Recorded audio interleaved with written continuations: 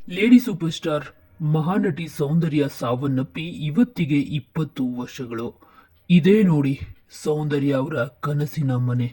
2001ರಲ್ಲಿ ಸೌಂದರ್ಯ ಅವರು ಈ ಮನೆಯನ್ನ ತುಂಬಾನೇ ಇಷ್ಟಪಟ್ಟು ಕಟ್ಟಿಸ್ತಾರೆ. ಡಾಲರ್ಸ್ ಕಾಲನಿಯಲ್ಲಿ ಈ ಮನೆಯನ್ನ ಕಟ್ಟಿಸಿ ಅದಕ್ಕೆ ತಮ್ಮ ತಂದೆಯ ಹೆಸರನ್ನ ಇಡ್ತಾರೆ.